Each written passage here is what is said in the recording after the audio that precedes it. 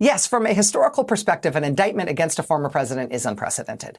But given that we're talking about this particular former president, Donald J. Trump, can you honestly say to yourself that an indictment is a surprise?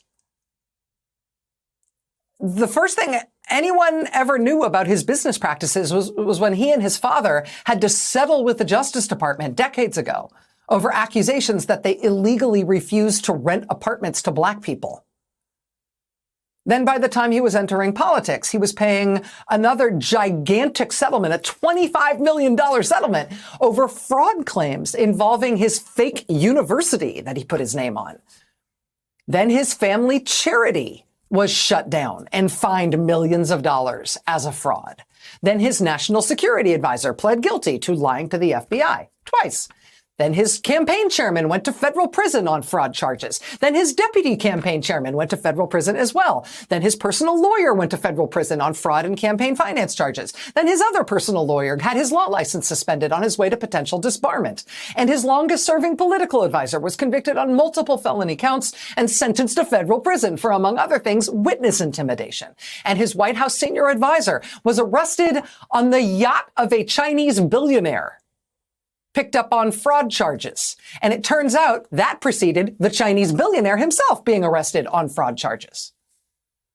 And as president, he himself was impeached twice, which is a record, with more impeachment votes against him from members of his own party than any other president in history.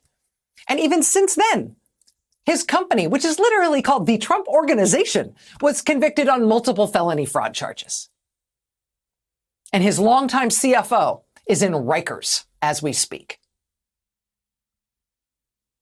And when it comes to playing the odds and wondering what the stakes are for our country if an indictment in fact comes down for this former president, we literally have to disambiguate the question so as to clarify which of the three known jurisdictions in which he's under criminal investigation are likely to go first. So really, is this a surprise?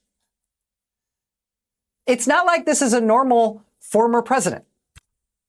Not just because he's provocative or extreme or speaks in a way that you elect a guy with this kind of a life record. Why would you expect all the criminal justice system activity that has surrounded him his entire life to suddenly evaporate when he entered this new phase of his post-public office life?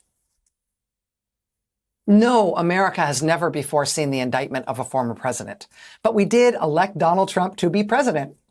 And his life, business, and political milieu